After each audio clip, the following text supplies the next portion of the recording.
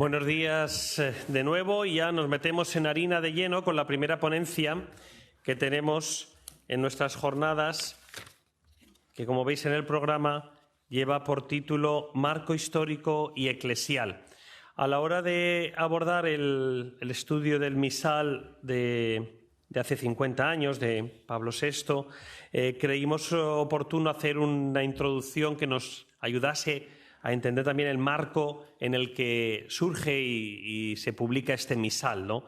El marco histórico y eclesial. Muchos lo vivisteis, otros ya no lo hemos vivido y por eso también creíamos necesario enmarcar esto. Para ello hemos pedido la ayuda de don Eloy Bueno de la Fuente, que es de nacimiento zamorano, porque nació en Casaseca, pueblo de Zamora, y es sacerdote. Él estudió luego en Burgos y en el Seminario de Burgos, es sacerdote de Burgos desde hace 45 años, si no tengo malos datos, y además él es doctor en misionología por la Universidad Urbaniana de Roma, también doctor en filosofía por la Universidad Complutense de Madrid y licenciado en teología dogmática por la Universidad de Santo Tomás de Roma.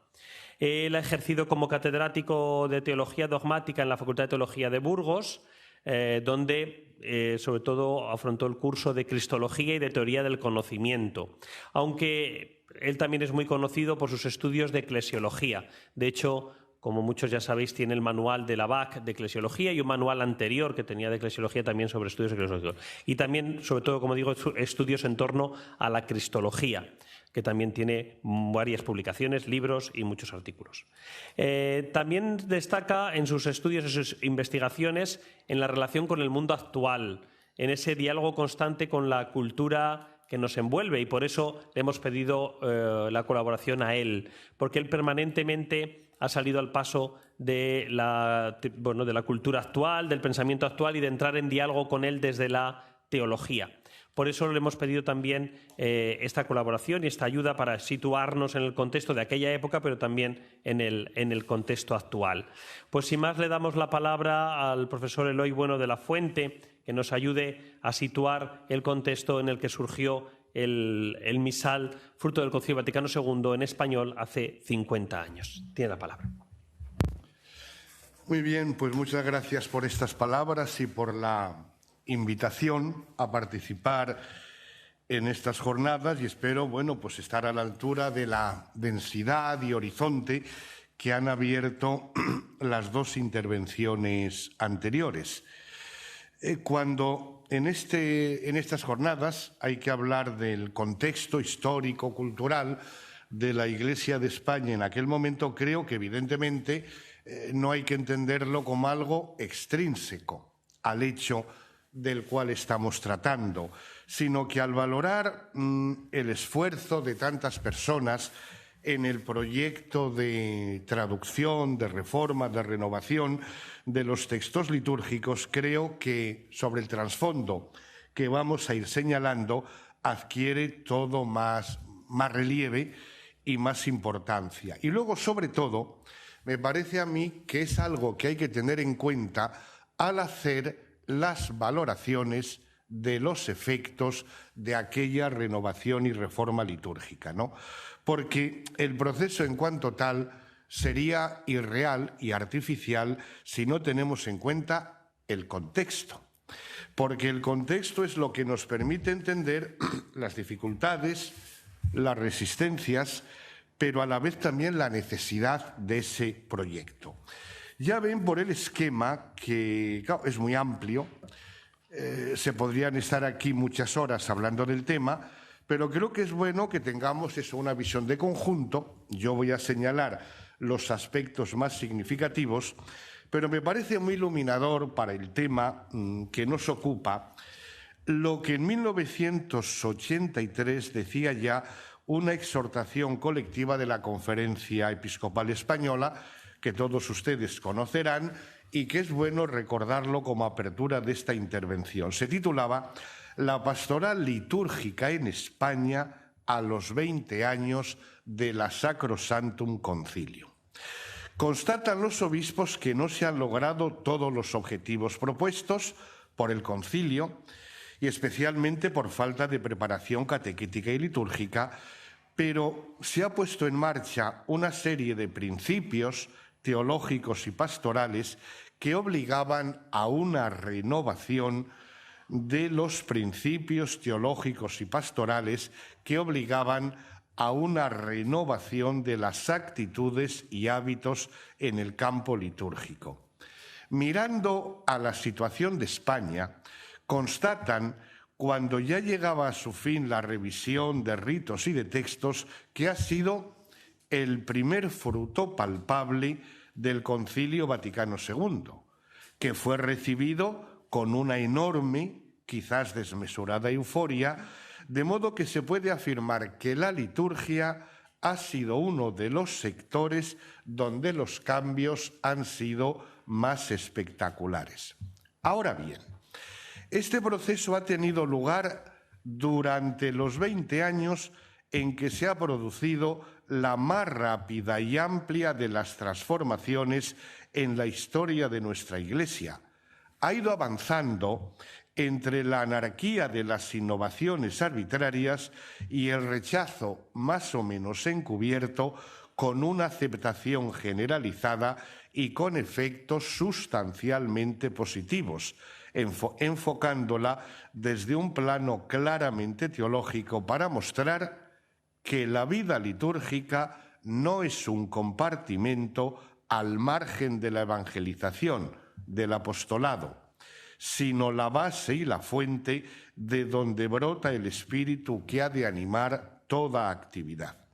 Y el documento enumera también los factores que han influido en este proceso, que son de muy diverso tipo. El proceso y la evolución de la sociedad española, la exclusión mutua entre cultura moderna y formas religiosas, el secularismo que tiende a difuminar el sentido de lo sagrado, la tensión entre evangelización y promoción humana, la prioridad otorgada a la dimensión profética y al compromiso con el mundo frente al componente celebrativo, la identificación de la liturgia con formas sociales tradicionales y conservadoras, la tendencia a transformar las celebraciones en ocasión para la autoconciencia sociopolítica. Como ven, he intentado resumir un documento breve, pero que de algún modo nos presenta el núcleo de lo que yo voy a ir desarrollando, destacando algunos otros aspectos, ¿no? Se trata, evidentemente, por este cúmulo de factores que han intervenido, de un periodo que está abierto, y lo vemos en el presente, a interpretaciones múltiples, y en ese conflicto de interpretaciones seguimos todavía, ¿no? Sobre todo porque se ha ido atravesando, y seguimos todavía, en transiciones que se suceden cargadas continuamente de encrucijadas, ¿no? Y la Iglesia en general, pero la Iglesia española en particular, ha estado cargada de encrucijadas y de tensiones, porque, como bien se ha dicho, no podían suceder más cosas a nuestra Iglesia en menos tiempo. Y es que efectivamente aquí se señalan pues las tres coordenadas fundamentales del periodo: la Iglesia española en el Vaticano II y el Vaticano II en la Iglesia española, la toma de distancia respecto al sistema político y una crisis de civilización y de cultura. Son las tres coordenadas fundamentales que adquieren todavía más significatividad si nos damos cuenta de dónde veníamos. Esa situación del nacionalcatolicismo, que fue la figura de la Iglesia y de la sociedad durante no poco tiempo. Y tomar distancia de esa figura de Iglesia, pues evidentemente ha sido un trabajo inmenso, sobre todo cuando se han ido acumulando todos estos factores. La Iglesia, no lo olvidemos, se encontraba totalmente inserta en el entramado de la vida social.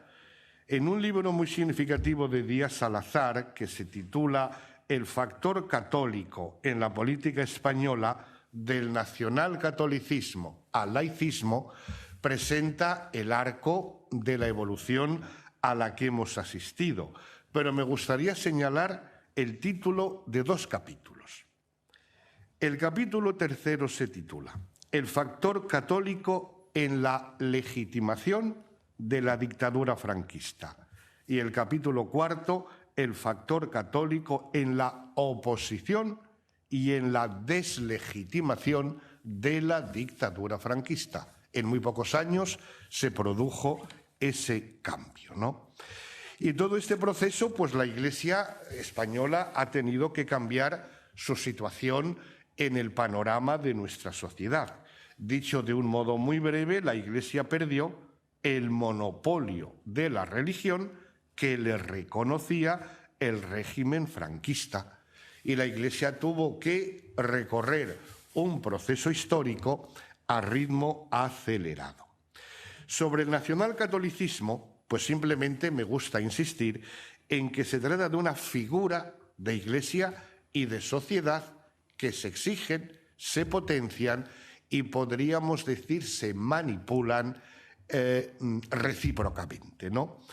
Evidentemente, algo de esto se ha dado en otras sociedades, pero no podemos olvidar lo peculiar de la historia de España, que sobre todo a raíz de la Guerra Civil se condensa en esta figura en la cual la Iglesia, como factor religioso, contribuye a la identificación de una sociedad y a la vez los poderes que rigen esa sociedad consideran muy positivo el factor religioso porque unifica y da coherencia al conjunto de la sociedad, de tal manera que el destino del país parecía identificarse con la fe católica.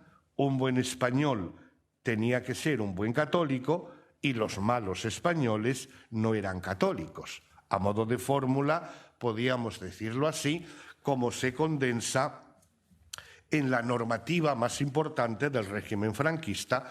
En fin, no voy a leer los textos, pero sí es importante, claro, que sobre este trasfondo me parece significativo la posición de la Iglesia ante la convocatoria del Concilio Vaticano II.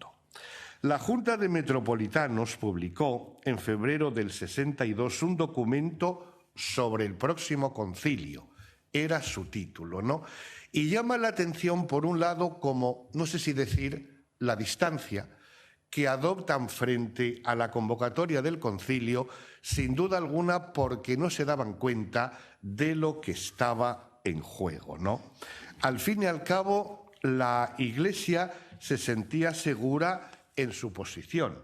Dirá años después el cardenal Tarancón mirando estos momentos. Acostumbrados como estábamos a considerarnos el máximo exponente de la catolicidad ideal, vimos de pronto que en esta Asamblea Mundial, que era el concilio, nuestros teólogos y nosotros mismos, obispos, ocupábamos un lugar realmente modesto. Dice Evangelista Vilanova que casi ningún país tuvo tan poca influencia en el Vaticano II, pero que a la vez prácticamente ningún país recibió tanta influencia del Vaticano II. Precisamente porque no se estaba preparado y, de hecho, en estos tomas de postura de los obispos, pues es curioso el tipo de eclesiología que reflejan.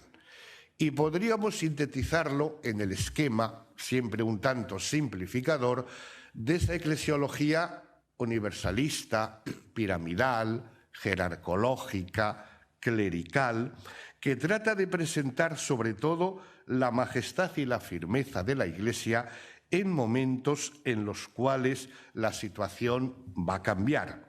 Destacan el primado del Papa, la fidelidad al vicario de Roma, es decir, reflejan el tipo de la eclesiología elaborada en los esquemas neoescolásticas en los cuales las aguas del Rin, como se dirá de modo muy metafórico pero real, no desembocan todavía en el Tíber y tampoco en los ríos españoles. Por tanto, ni suscitó interés ni tampoco preocupación, como se ve también, por ejemplo, en los vota que los obispos enviaron para la preparación del concilio.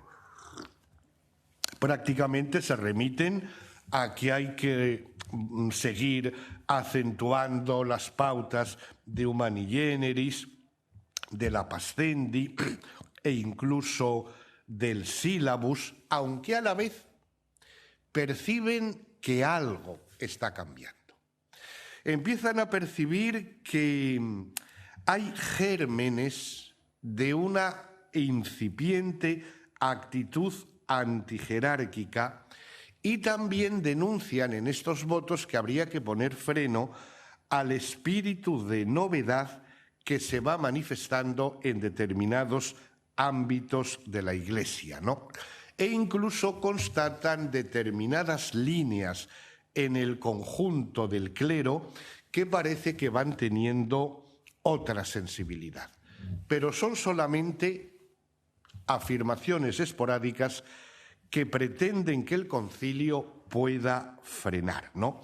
Y basta que nos fijemos en que durante el concilio los obispos españoles se van a situar fundamentalmente en la llamada minoría conciliar. De ahí, claro, la novedad que supuso las innovaciones tradicionales de Lumen Gentium, sobre todo de Gaudium et Spes, que tanto costaría asimilar en amplios sectores de la Iglesia española, pero sobre todo, fíjense que el factor más significativo era el tema de la libertad religiosa.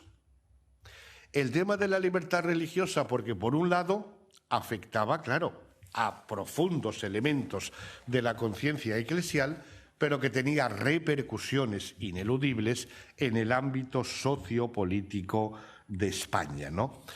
Los obispos españoles fueron en el concilio pues muy activos en contra de la declaración de la libertad religiosa por este tipo de repercusiones que iba a tener en España. Pero no es menos cierto que al acabar el concilio, los obispos también, que es el momento en el cual nace, digamos, la conferencia episcopal como tal, el 8 de diciembre de 1965, en una declaración colectiva, los obispos, y van a ser bastante honestos con esta declaración, decían: hemos de confesar que nos hemos adormecido a veces en la confianza de nuestra unidad católica, amparada por leyes y tradiciones seculares.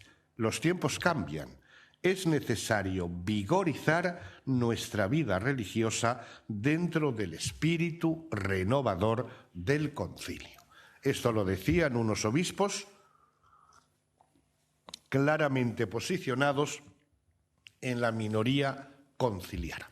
Pero también es cierto que asumen la responsabilidad que les corresponde precisamente en el seno de la Iglesia Católica. Y una de las iniciativas más rápidas fue precisamente la renovación litúrgica, ¿no? Pero antes, la Iglesia tuvo que afrontar la toma de distancia del sistema político vigente, y aquí evidentemente se podrían dar multitud de datos de la gran y de la pequeña historia, pero pensemos, por ejemplo, algo que era fundamental: el modo de valorar el pasado y lo que había sucedido. Por ejemplo, ya Juan XXIII, en una carta al arzobispo Modrego de Barcelona, se refería a la guerra civil como deplorable, cruenta, contienda lamentable. Es un modo de ver que, al menos desde Roma, la perspectiva no podía ser el ensalzamiento de una cruzada, y esto, claro, va a provocar conflictos permanentes, ¿no? Recuerden, por ejemplo, el estado de excepción de 1969, todas las tomas de postura que provocó por parte de la Iglesia cómo hubo realmente intervenciones por parte del gobierno ya en 1969, quejándose de los posicionamientos que exponentes cualificados de la Iglesia y movimientos apostólicos iban adoptando.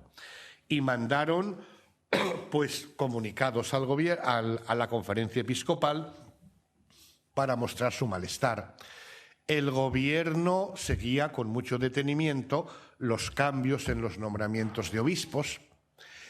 Constataban cómo, como se decía en aquel momento, estar del lado del gobierno no era garantía, sino lo contrario, de ascenso eclesial, porque en la conferencia episcopal se iba produciendo una reconfiguración. A ello hay que añadir también los efectos que tenía los nacionalismos que se estaban afirmando con mayor fuerza en aquel momento. Y recuerden, por ejemplo, en 1974, la famosa carta pastoral del obispo Añoveros en el País Vasco, que provocó por parte del gobierno una reacción muy dura, pensando detener y expulsar de España al obispo, mientras la conferencia episcopal tenía preparado el decreto de excomunión del gobierno en el caso de que tomara esa decisión, ¿no? Lo cual quiere decir que la tensión alcanzó límites enormes, pero también a nivel cotidiano, pues sabemos cómo determinados movimientos sindicales, políticos, etcétera, encontraron acogida en ámbitos de iglesia, cómo los sacerdotes eran vigilados y denunciados por sus homilías. Es decir, la pequeña y la gran historia de la España de aquel momento está tejida por acontecimientos de este estilo que dificultaban la normalización de las relaciones oficiales entre la Iglesia y el Estado. El concordato de 1953, evidentemente, había quedado superado, pero no se veía viable la posibilidad de elaborar un nuevo concordato, aunque el gobierno era favorable. Se fueron dilatando las decisiones hasta por fin, ya en 1976, se llegó a un principio de acuerdo, pero quiero decir que por todas partes la situación era bastante insostenible, y luego vamos a ver algunas otras manifestaciones, ¿no? Por otro lado, esto coincide con una crisis de civilización que va a ir sacando a la sociedad, sobre todo occidental, y también concretamente a la española, del tipo de modernidad que se venía imponiendo en nuestros contextos, ¿no? Y aquí, pues, claro, el concilio acaba y, por tanto, el proyecto de renovación litúrgica comienza en la llamada década prodigiosa. Y aquí no podemos olvidar el valor simbólico, pero real, de lo que fue mayo del 68 y la revolución que allí se inició. Porque se ha dicho con razón, ¿verdad?, que es una situación curiosa, una revolución que fue vencida, pero que acabó victoriosa. Es decir, aquellos intentos de 1968 de la revolución juvenil, que empezó sobre todo en París, desde el punto de vista político, podemos decir, fracasó porque no consiguió el poder. Pero, sin embargo, introdujo una inflexión enorme. Yo personalmente cada vez la valoro más, porque realmente ha marcado un cambio en la conciencia occidental y, de algún modo, en el conjunto de la humanidad. Es decir, el Concilio Vaticano II intentó, como se ha dicho, una reconciliación con el mundo moderno, pero en un mundo moderno que acababa de existir en 1968. Me llamaron la atención, en la conmemoración de los 40 y 50 años del Concilio Vaticano II, afirmaciones como, por ejemplo, de participantes en el concilio. Monseñor Matagrén, obispo auxiliar de Lyon, decía: el año 2000. He ido tomando conciencia de que el concilio estaba describiendo un mundo en el momento mismo en que se estaba transformando en algo distinto. Si se compara con todo lo que iba a venir después en el mundo occidental. Es decir, reconciliación con un mundo que está desapareciendo. Y el cardenal Pupar decía que los padres del concilio no solo no conocían, sino que no podían ni siquiera imaginar el mundo que iba a venir años después. Y en esa década prodigiosa, donde todo parece que va a ser posible, pero donde al menos se toma despedida del mundo anterior, es donde tiene lugar la recepción conciliar y, por tanto, la aplicación de la renovación litúrgica. Y basta que pensemos que es el momento en el cual la libertad adquiere plena vigencia en el ámbito de las prácticas privadas, que es donde yo creo que se encuentra el verdadero cambio de la situación. Recordemos dos padres, entre comillas, fundadores de aquella revolución. Wilhelm Reich, la revolución sexual, y Marcuse, con el hombre unidimensional, que se encuentra en la base de este cambio de mentalidad. La verdad es que no sabemos dónde vamos a ir, pero lo que es cierto es que este tipo de modernidad no.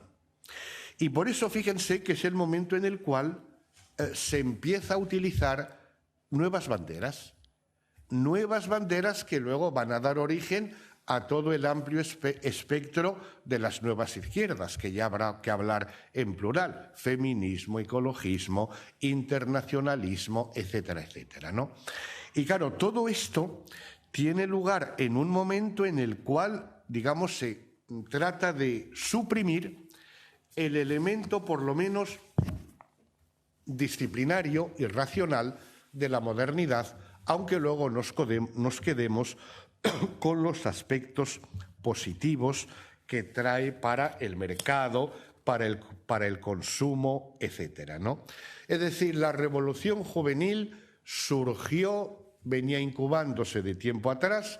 Por un lado nadie la esperaba, por otro lado todo el mundo sabía que iba a venir, y en cualquier caso introdujo un cambio de valores en el cual todavía nos encontramos. Simultáneamente, no lo olvidemos, en los años 60, principio de los 70, está teniendo lugar también, sobre todo en Francia, un cambio de la filosofía, de eso que llamamos estructuralismo, negación del humanismo, negación del sujeto.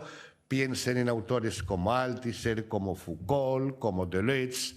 Por ejemplo, la figura de Foucault cada vez adquiere mayor relevancia. Es el autor más citado en las ciencias humanas y sociales. Yo creo que es, después de Nietzsche, el gran padre de la cultura actual, con todo el proceso de desconstrucción de los valores anteriores. Y ahí estuvo, empezando como profesor en mayo del 68, pero se estaba incubando otra cosa, ¿no? Y también, no lo olvidemos, los cristianos estaban ahí. Es decir, como decía, por ejemplo, el padre Cheny, los cristianos están en la revolución. La revolución no como algo ajeno a la fe cristiana y a la Iglesia.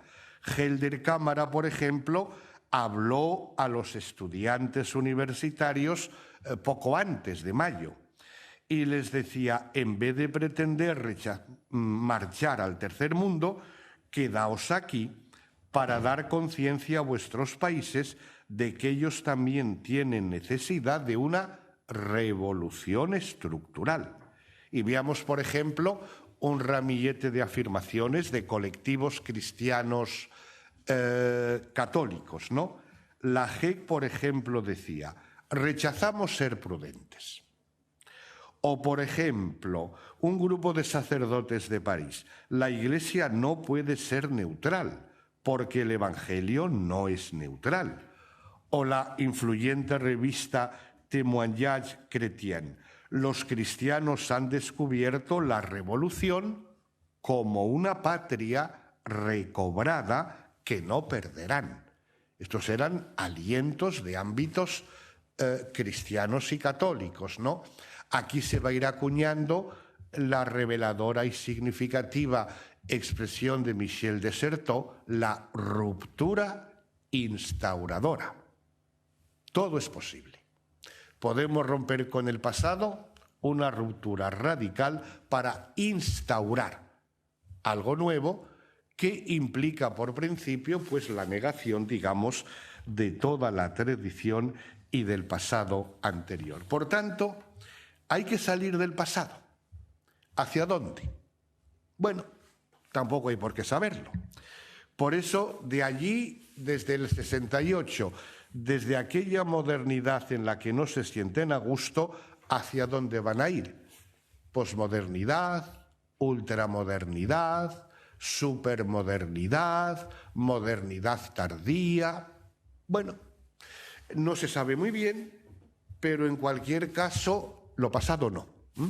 Por tanto, tenemos que inventar algo nuevo y algo distinto, y heredamos de la modernidad, pues sobre todo los aspectos que pueden ser convenientes para una vida cómoda: el mercado, el consumo, la técnica y sobre todo los nuevos derechos y las nuevas libertades. De tal manera que se está cocinando la figura del personaje al cual van a ir dirigidas todas las iniciativas de renovación eclesial. ¿Qué tipo de ser humano se estaba cociendo y estaba emergiendo en aquellos momentos? Yo cada vez veo que es más acertado el, digamos, definirlo, si se puede hablar así, de que lo que surge es el individuo narcisista o, evidentemente, una yuxtaposición de individuos.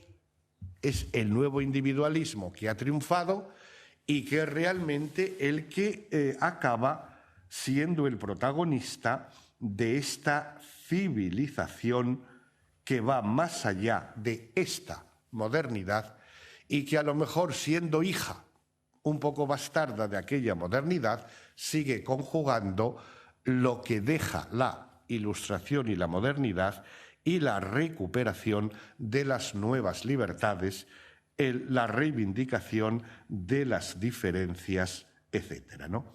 Entonces, bien, vemos las tres coordenadas que afectan de un modo especial a esta España nuestra, ¿no?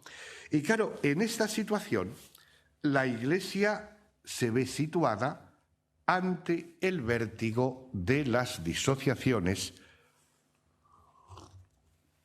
por utilizar una expresión, me parece que muy afortunada, del padre de Lubac, ¿no?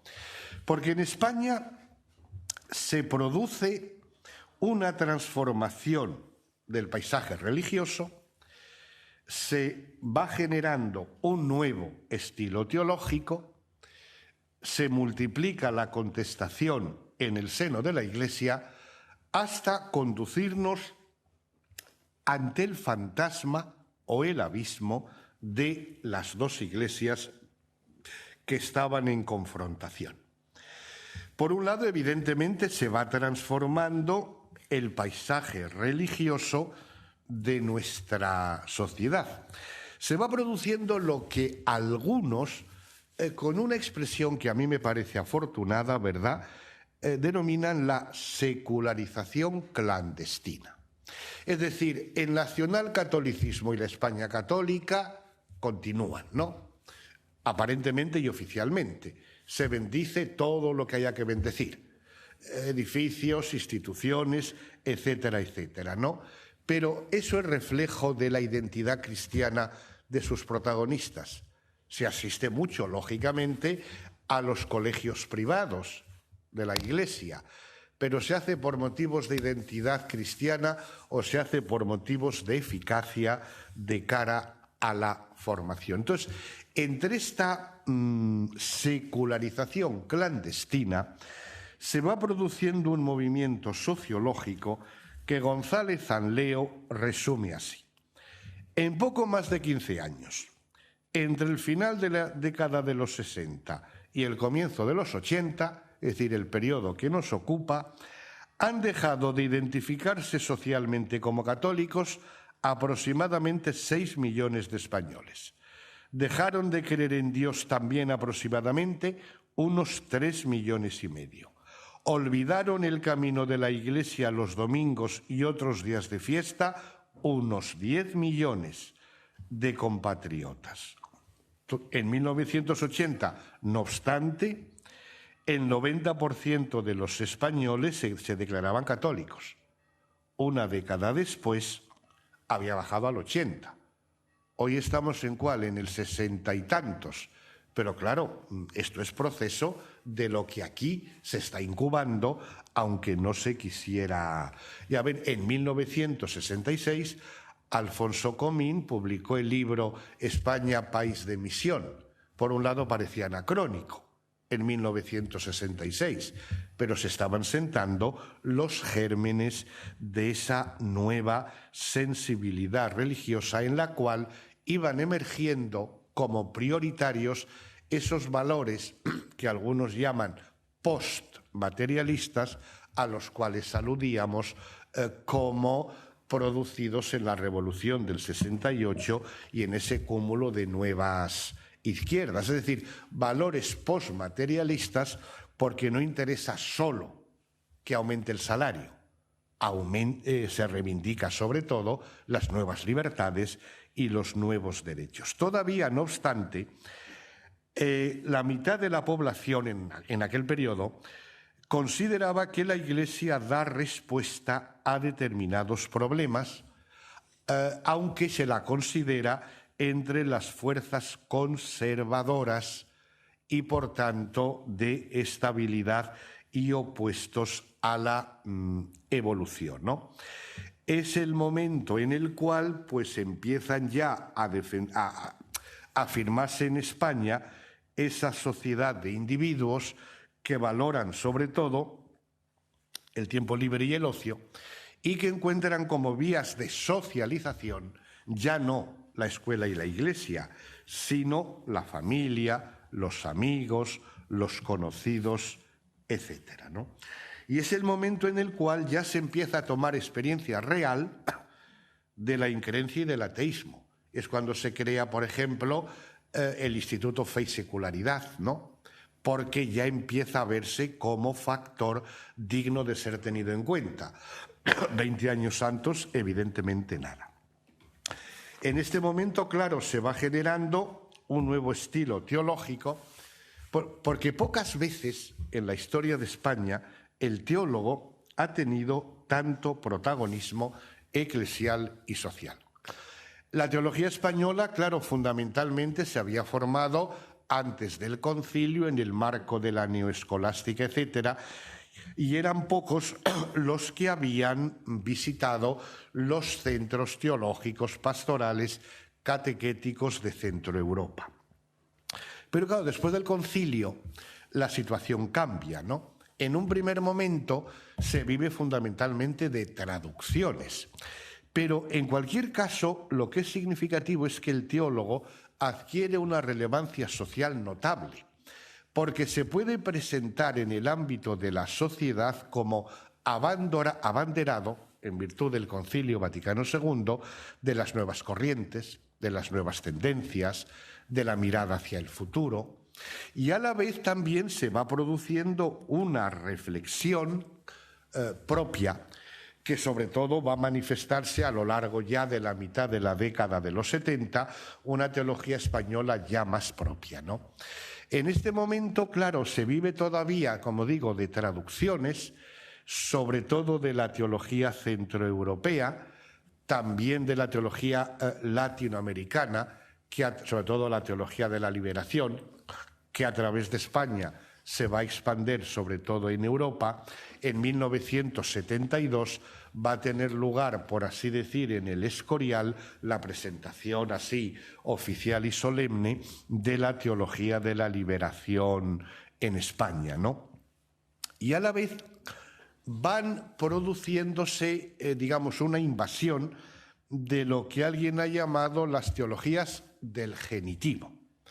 Es decir, esas dimensiones de la existencia que como mucho formaban parte de algún capítulo de la moral y que ahora pasan a formar parte de una reflexión sistemático-dogmática, ¿no? Teología del trabajo, teología de la política, teología de la secularización, teología de las realidades terrestres, es decir, las teologías del genitivo que van a intentar dar contenido de experiencia a la reflexión teológica para que no quedara en lo abstracto y en lo genérico, ¿no? Y a la vez se van a introducir sobre todo un cambio en el método teológico que va a generar el cuestionamiento doctrinal. Sobre todo, la aplicación del método histórico crítico y la hermenéutica, digamos, desmitologizadora, van a tener un efecto notabilísimo en España, como en tantas partes, ¿verdad?, y que van a alimentar los gérmenes también de la contestación eclesial, ¿no? Porque, claro, van a afectar directamente al tema de la cristología y de la eclesiología, ¿no? Porque, claro, el método histórico crítico sobre todo cuestiona o lleva o puede llevar a cuestionar un punto nuclear. Es decir, lo que podríamos llamar la continuidad. La continuidad entre Cristo y la Iglesia. La continuidad en un doble sentido. Por un lado, la continuidad cronológica y horizontal. Y por otro lado, la continuidad teológica vertical. Es decir, ¿hay una quiebra y una separación entre Jesús y la Iglesia? ¿La Iglesia surge de Jesús o no? Ruptura instauradora, decíamos antes, ¿no? Por tanto, si esa continuidad no se puede demostrar exegética históricamente, pues todo es posible, ¿no? Y por otro lado, también una discontinuidad en el ámbito vertical teológico, es decir, el Jesús resucitado no es el que sigue viviendo y actuando en la Iglesia. Claro, fíjense la repercusión que esto tiene en el campo de la liturgia, ¿no? Es enorme, ¿no? Pero en este punto nuclear es donde yo creo que se van a concentrar los cuestionamientos del nuevo método teológico cuando no se controla, digamos, de modo adecuado, y que por eso va a dar ocasión o justificación pues a grandes cuestionamientos, ¿no? Y por otro lado, claro, esto permite también una mayor importancia de la ortopraxis, que genera una seducción enorme, claro, en vinculación con lo que decíamos antes, ¿no? Las teologías del genitivo y la teología de la liberación, ¿no? El papel de los teólogos, que por otro lado realizan una tarea a nivel eclesial impagable y necesaria para facilitar la recepción del Vaticano II en el conjunto del pueblo de Dios, haciendo comprensibles las novedades y las innovaciones del Vaticano II, y por eso, entre unas cosas y otras, los teólogos, como digo, tienen un enorme protagonismo y van evidentemente reformando la figura y el método de la teología. A ello también habría que añadir el papel activo de intelectuales católicos que en aquel momento estaban presentes y a través de numerosas revistas, pues podíamos mencionar nombres como Juan Luis Cebrián, que empezó en estos ámbitos, Peces Barba, o por ejemplo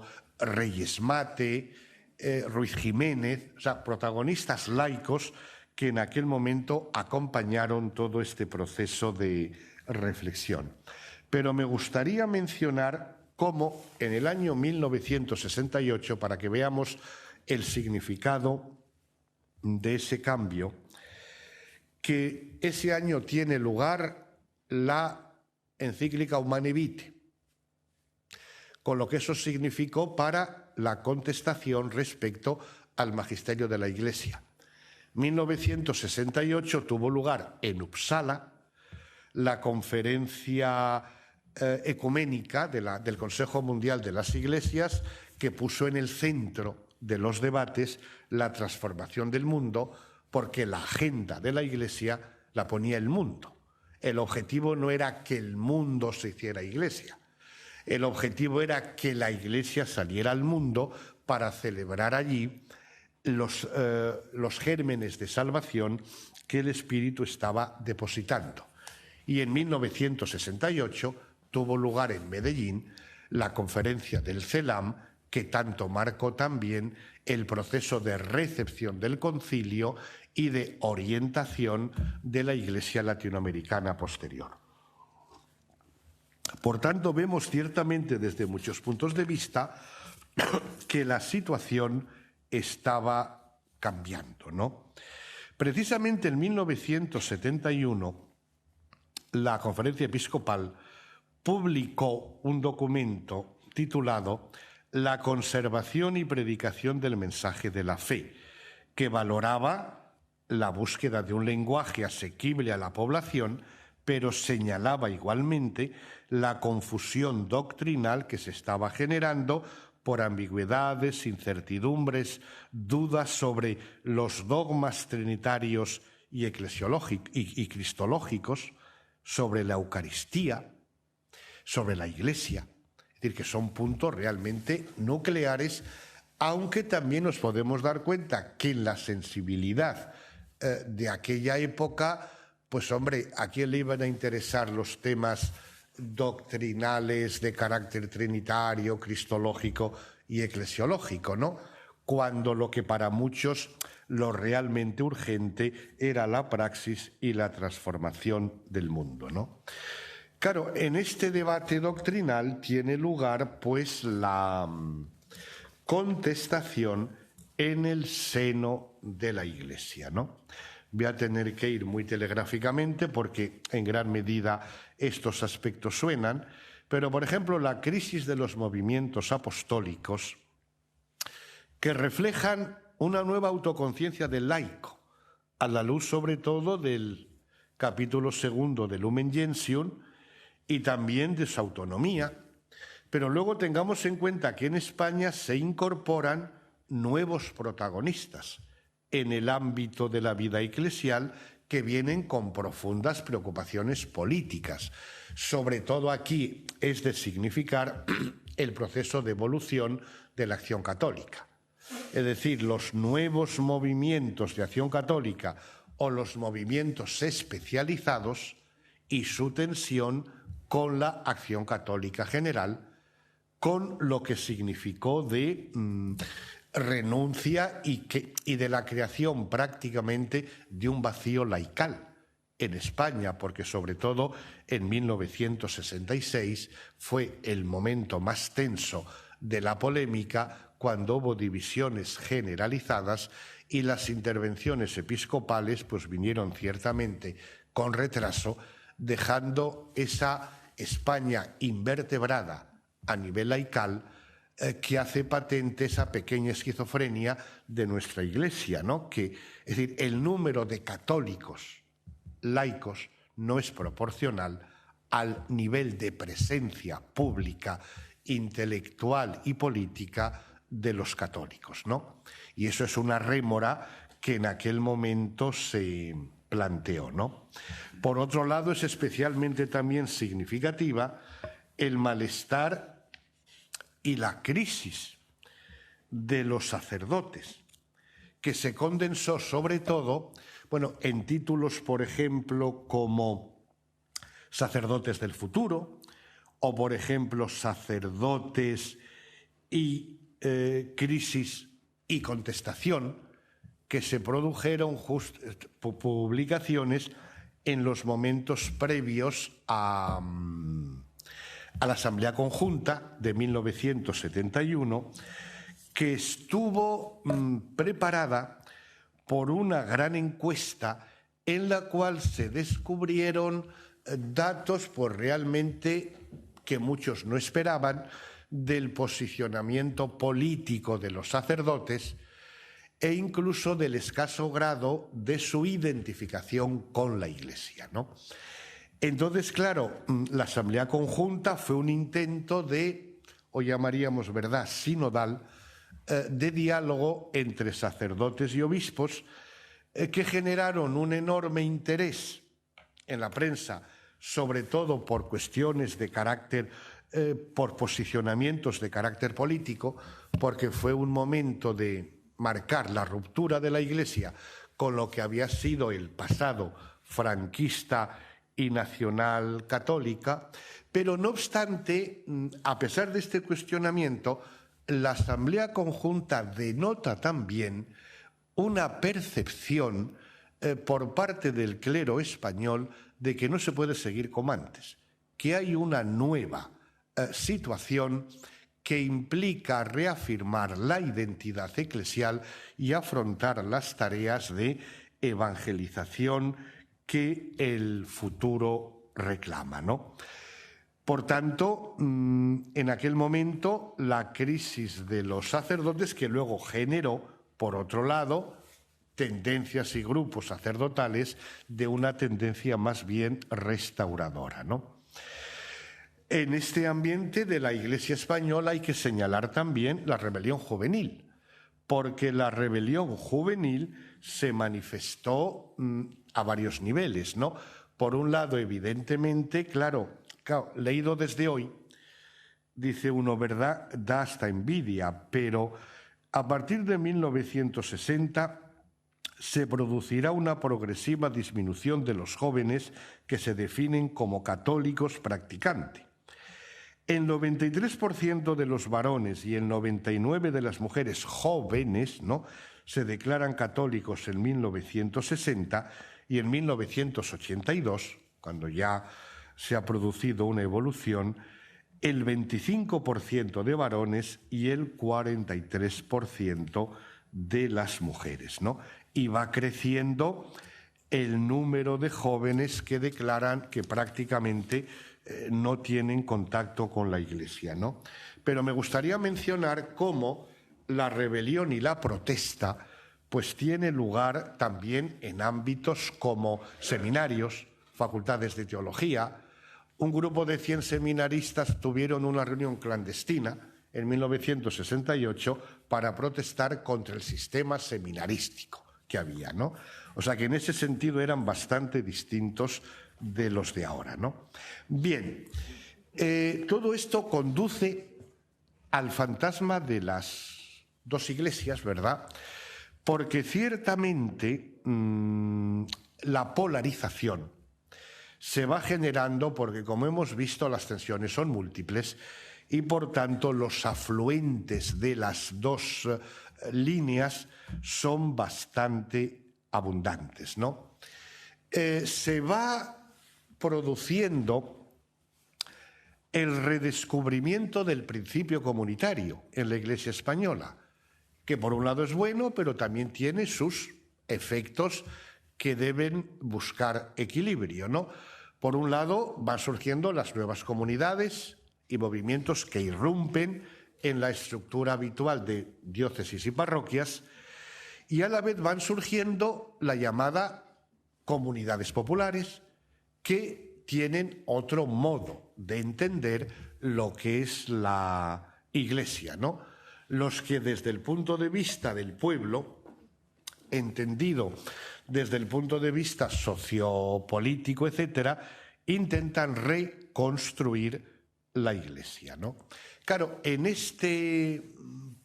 esta polaridad se va dibujando un espectro de eclesiologías que yo en este periodo suelo distinguir 4. Por un lado, la eclesiología de la amenaza, es decir, aquellos que ven toda innovación y toda modernidad como una amenaza que exige el recluirse en el gueto y en el baluarte de la propia firmeza, una eclesiología de integración que intenta armonizar los contrastes, reconociendo la variedad. Luego una eclesiología de la alternativa. Una alternativa que yo creo que se producía en una doble dirección. Dicho de modo así muy simple, esta iglesia no y este tipo de sociedad tampoco. Hay que buscar otra cosa distinta, ¿no? Y está en cuarto lugar lo que podríamos llamar alternativa de la eclesiología de la continuidad, entendida como continuidad mundo-iglesia. Es decir, lo que la Iglesia tiene que hacer es servir al mundo en sus logros y en sus expectativas, ¿no? Evidentemente, entre estas cuatro alternativas o eclesiologías, podíamos identificar tal vez como una doble corriente, ¿no? Aquella que fundamentalmente arranca de la iniciativa de Dios, que se revela en Cristo, etcétera, etcétera, y otra que intenta, digamos, funcionar o pensar desde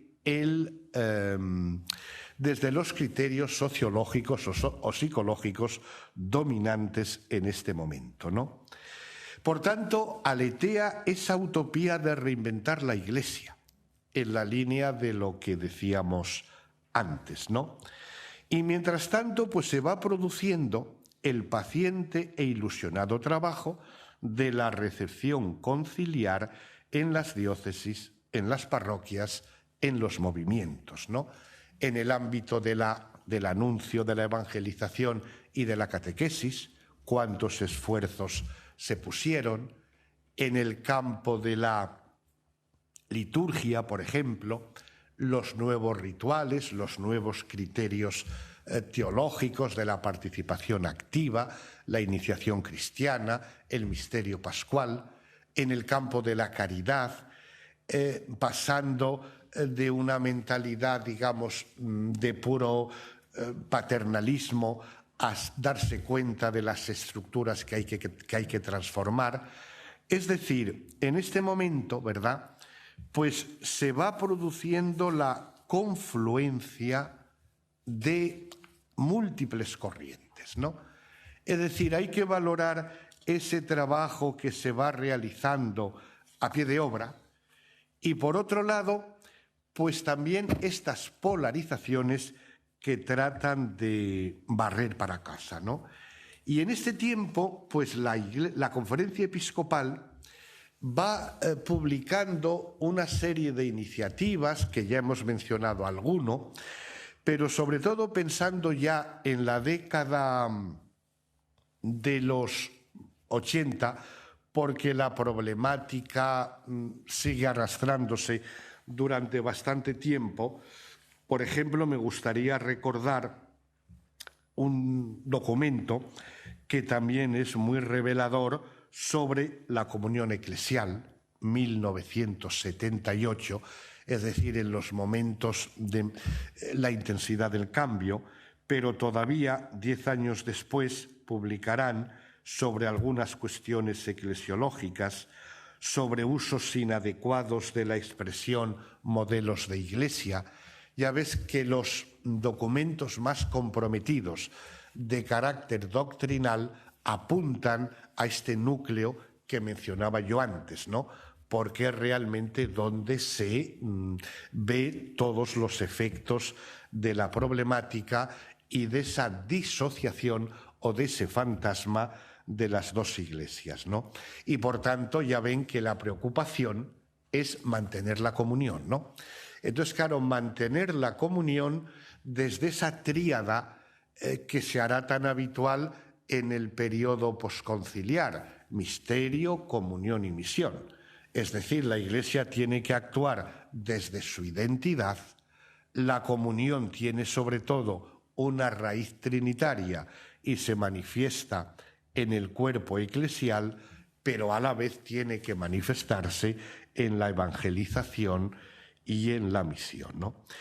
Entonces, entre este tipo de tensiones, pues se va abriendo o se intenta dibujar un nuevo horizonte que yo creo que desde el punto de vista de la Iglesia, sobre todo a nivel de conferencia episcopal, ha estado marcada por el servicio a la reconciliación para la misión, ¿no?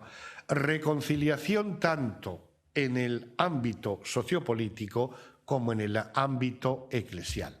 Ya ven que en 1975 tuvo lugar un año santo de la reconciliación, pero evidentemente la situación en España era muy tensa, pero la Iglesia realmente yo creo que a nivel político también contribuyó enormemente, ¿no? La Iglesia buscó recuperar la identidad teológica de la Iglesia para liberarse de los chantajes políticos, defendiendo no solo la libertad para los ciudadanos, sino también la libertad de la misma Iglesia, ¿no?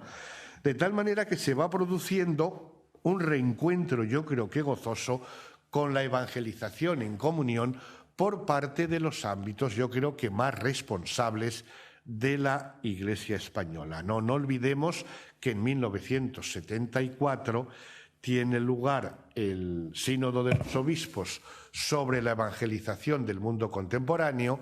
El año siguiente se publicará Evangelii Nunciandi. En 1985 va a tener lugar el Sínodo Extraordinario sobre la celebración del Concilio Vaticano II, que va a poner en el centro la idea de comunión, pero desde el misterio y para la misión. Y vemos que en la Iglesia española pues tuvieron lugar encuentros muy significativos sobre la parroquia, sobre la evangelización, fundamentalmente orientándose en esta línea para buscar un equilibrio eclesiológico y para evitar las polarizaciones y los vértigos de las disociaciones, ¿no? Y quería acabar simplemente leyéndoles un breve párrafo de la memoria informe que la Conferencia Episcopal Española envió a la Secretaría del Sínodo de los Obispos de 1985 y que a mi modo de ver recoge de modo sintético, recoge lo que ha querido ser el intento o el proyecto por parte de la Iglesia española para irse vadeando entre tantas disociaciones. Decían: por varias razones históricas, tanto de orden eclesial como social y político, el concilio supuso para las iglesias de España una fuerte novedad. Sus enseñanzas y orientaciones fueron muy bien acogidas para la mayor parte de los católicos, con docilidad a las enseñanzas de la Iglesia y confianza en las inspiraciones del Espíritu Santo. No obstante, algunas de sus enseñanzas, que para el conjunto de la Europa occidental no suponían especial novedad, sí la implicaban entonces para el catolicismo español, como es el caso del decreto Dignitatis Humanae y de algunos puntos de la Constitución Gaudium et Spes. Dejamos atrás los conflictos y tensiones de los primeros años, tanto dentro de la Iglesia como en relación con aquellas enseñanzas, como en relación con las instituciones políticas de aquel momento. Para nosotros es evidente que aquellas enseñanzas conciliares resultaron estimulantes y enriquecedoras y han permitido a la Iglesia y a los católicos españoles abordar con seguridad y serenidad los acontecimientos posteriores, contribuyendo de manera notable a la pacificación y al progreso político del país. Es decir, este breve párrafo tiene en cuenta todo lo que yo he venido diciendo y presentan como fruto de un enorme esfuerzo ese intento de equilibrio que haga posible para el futuro el desarrollo de la Iglesia siendo fiel al Concilio Vaticano II y procurando dialogar con esa sociedad y esa cultura que siguen todavía en tan profundo cambio. Así que muchas gracias y...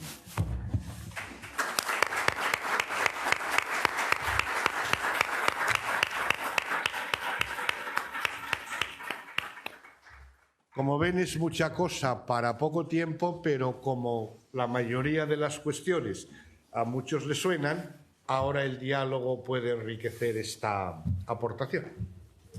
Muy bien, pues como dice, agradecemos al profesor Bueno de la Fuente la exposición. Efectivamente es un campo vastísimo, le agradecemos la sintetización de las ideas y que ha dejado y que ahora pues tenemos todas las jornadas para seguir profundizando, claro.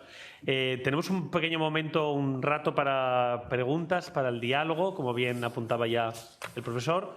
Si alguien quiere plantear alguna pregunta, alguna cuestión, alguna aclaración, pues tenemos un tiempo para ello.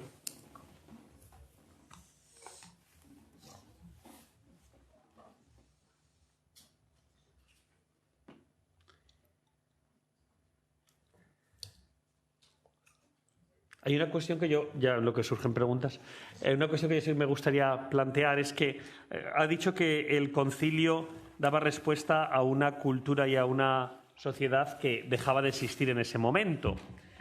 Desde esa perspectiva, entrando un poco en la materia que nosotros nos afrontamos en estas jornadas, ¿usted cree, profesor, que el misal que surge del Concilio Vaticano II también respondía a una sociedad que ya no existía más y que, por lo tanto, una de las dificultades en la recepción del misal ha sido justamente esto, que era una respuesta a una sociedad que dejaba de existir y que, por lo tanto, se encontraba en diálogo con una sociedad que era otra cosa y no lo que el concilio había planteado? O, por el contrario, el misal, que surge un poco más tarde, en español todavía un poco más, que es en el año 71, sí que daba respuesta a esa sociedad nueva.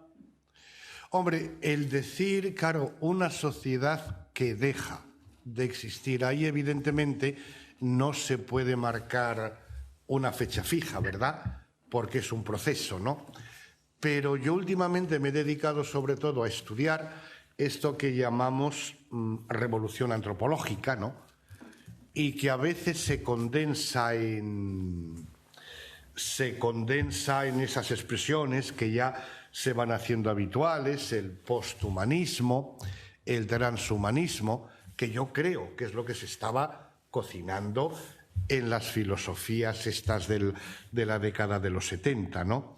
Entonces, evidentemente, es que no es lo mismo hablar para una sociedad en la cual el ser humano se encuentra, de algún modo, en el centro y en el horizonte de su vida y de su reflexión, que una sociedad en la cual el ser humano ya es algo que en principio pertenece al pasado. Yo por eso creo que realmente, a mi modo de ver, esto sí que plantea enormes desafíos al lenguaje e incluso al ritmo de la celebración. Yo creo que de determinadas formulaciones, evidentemente, pues seguramente no valen para el hombre moderno y menos para este, digámoslo así, posthumano, ¿no? Pero yo creo que sí que tiene que producir reflexiones sobre el ritmo y el estilo de la celebración. Porque evidentemente lo que parece inevitable desde mi punto de vista es que eso de la participación activa y que sea realmente la asamblea la que concelebra, yo creo que son presupuestos que todavía, a mi modo de ver, no están conseguidos ni teológica ni prácticamente, y que sobre todo de cara al futuro yo pienso que van a ser mucho más necesarios e importantes. Pero claro, lo que yo digo es de refilón, porque aquí habrá otras aportaciones más significativas.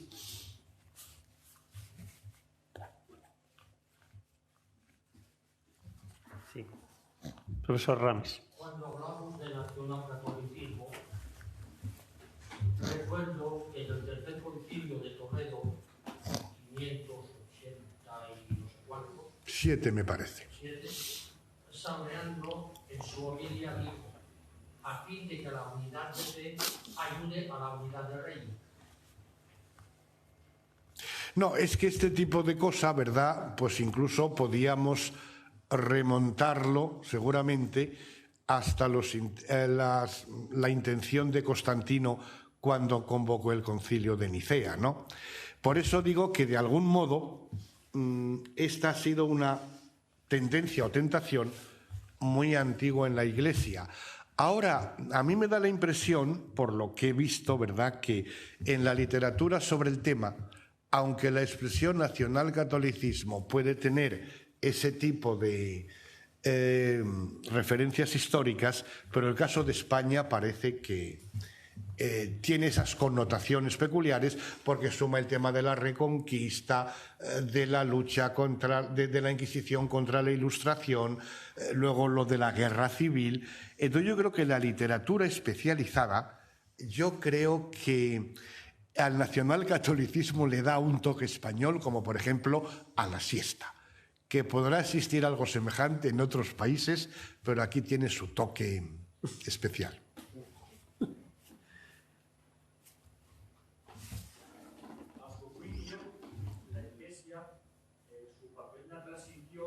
En España, con todo ese momento también del concilio, ¿fue el mejor posible o se pudo haber hecho de otro modo? Yo personalmente, claro, siempre podríamos decir, teóricamente a lo mejor pudo, pero yo desde luego es de las cosas que yo calificaría de excelente, sinceramente. Claro, aquí tengo algunos textos, pero todos recuerdan aquello de Tarancón al paredón, muerte a los obispos rojos. Es que eran momentos realmente, porque claro, tampoco podemos olvidar que los representantes del régimen se sentían católicos y una alta parte del pueblo cristiano había sido educado en eso, ¿no? Entonces, claro, también los obispos se veían, yo creo que entre Stila y Cavitdis para buscar su punto de equilibrio, ¿no? Y yo creo realmente que, es decir, a lo mejor desde alguien del cielo del hiperuranio podría haber pensado una solución mejor. Pero viendo desde la contingencia humana, ¿no?, lo que ahí realizó la Iglesia, con todo este trastienda de tensiones a nivel político y a nivel eclesial, yo desde luego decía antes que me parece excelente, pero yo casi le daría matrícula de honor.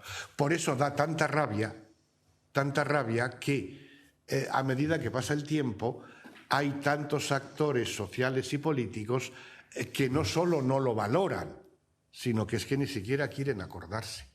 Pero yo desde luego, situado en ese contexto, ya dice uno, ojalá hoy pudiéramos estar a la misma altura. Sí.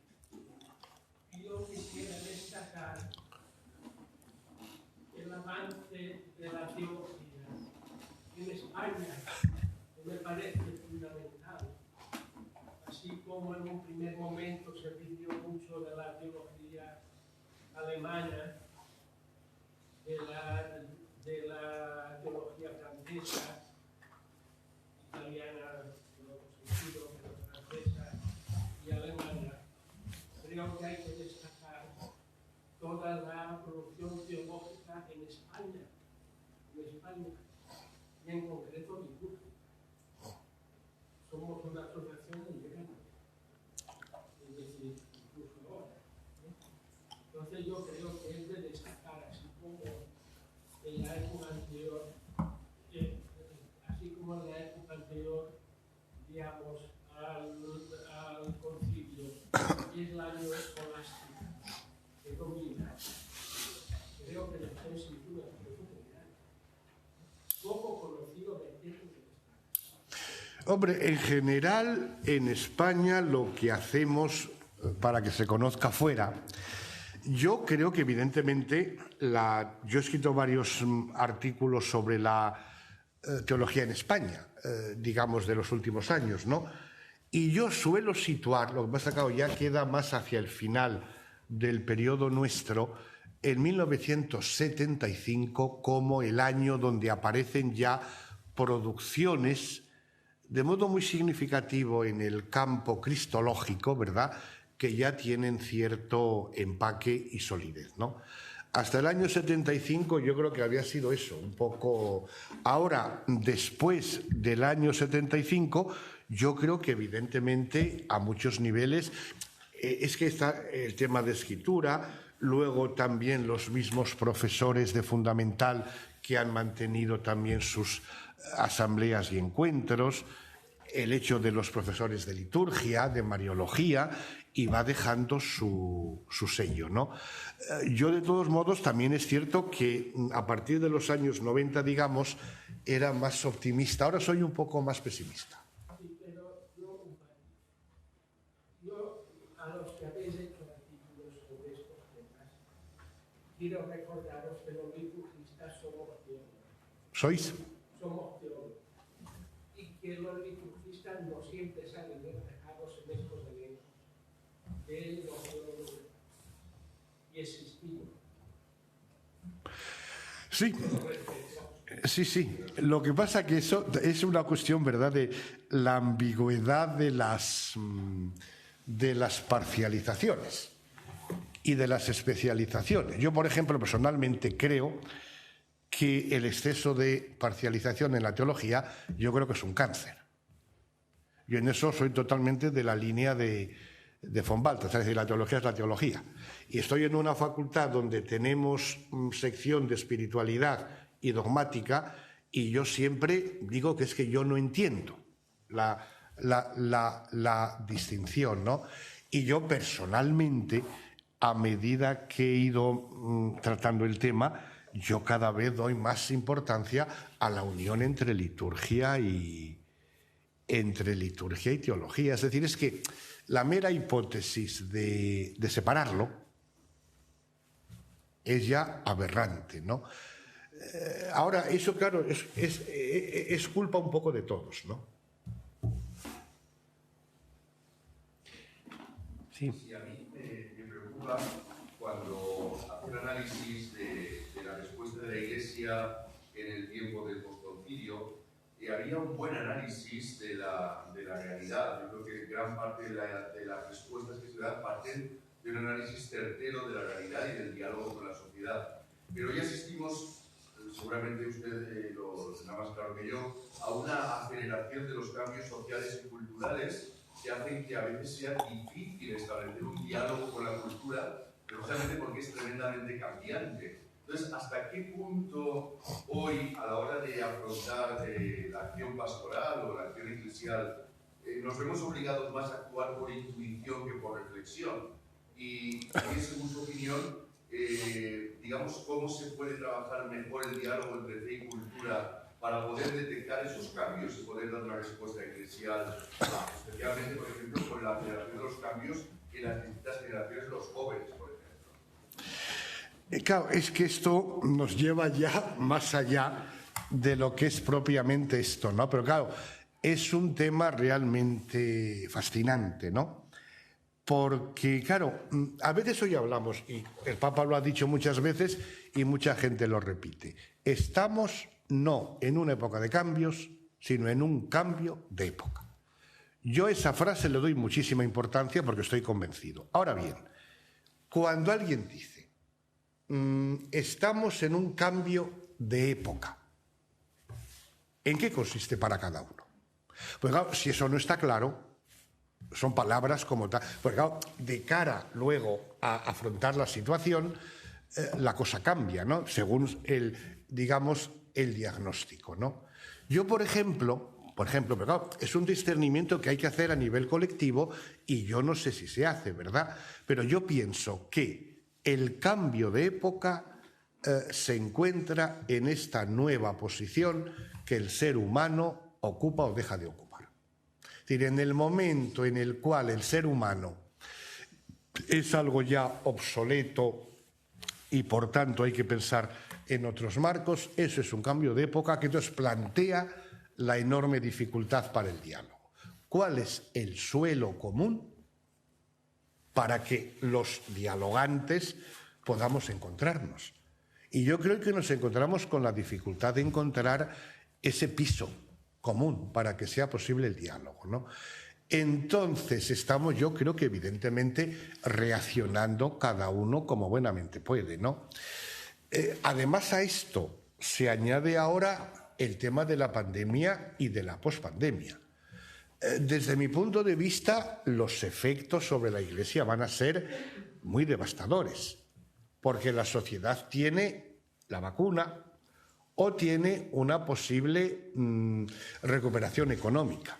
Pero ¿cuál es la vacuna de la Iglesia para afrontar esa situación? Entonces, claro, a mí lo que me preocupa es ver el tipo de reacción entre cuál ese cambio de época y el asunto de la pandemia, donde estamos nosotros poniendo. La Iglesia no ha ido funcionando a través de la historia convocando concilios o sínodos en momentos especialmente intensos. No era ese el momento, no es este el momento a varios niveles. Porque, por ejemplo, y volviendo al tema este de la relación entre liturgia, teología o lo que sea, ¿no? Yo escribí hace poco un libro con otros compañeros sobre el significado de la pandemia, ¿no? Claro, para entender la situación, decíamos, lo primero es ver qué es lo que de inédito ha tenido esta experiencia. Nosotros, ¿verdad?, hemos dicho, lo inédito es aquel domingo en el cual no hubo Eucaristía. A mí me parece que no se ha sacado las consecuencias de lo que esto significa. Yo cuando he hablado en público y dices esto, la gente dice, vaya, este es de los que dicen que el que no va a misa el domingo es pecado y no sé qué más cosas, y ya estamos con el esquema de antes, ¿no? Claro, cuando lo explicas un poco, la gente se da cuenta de que no es simplemente el que no haya misa, no es lo mismo que el que no haya rosario o una reunión de catequesis. ¿Cuál es la relación entre Eucaristía e Iglesia? O sea, para mí ha sido lastimoso el ver cómo, sin saber por qué, asumimos todos que eso era algo no esencial. A lo mejor, digamos, no quedaba más remedio que asumir ese tipo de situación, pero el lenguaje eclesial y la respuesta sobre la ausencia de Eucaristía el domingo a mí me ha parecido lamentable, porque es que no se ha profundizado. Es decir, la Iglesia hablaba como podía hablar cualquier ente, cualquier ONG o cualquier partido político. Y ahí es donde se ve la relación entre Eucaristía, esa liturgia, identidad de la Iglesia y proyecto evangelizador. Entonces yo creo que en este momento hay que ir realmente a las raíces. ¿Qué es lo que nos hace ser Iglesia en este momento? Y si funcionamos a base de ocurrencias con la mejor intención, yo creo que no estamos tomando nota de la dureza y de la encrucijada de la situación. Pero claro, esto ya va más allá de... Sí, tenemos que parar aquí. Agradecemos mucho al profesor Eloy Bueno de la Fuente la exposición, el diálogo posterior. Le tenemos aquí todas las jornadas, generosamente va a estar durante todas las jornadas entre nosotros, con lo cual podéis aprovechar los ratos de pasillo y de comidas y demás.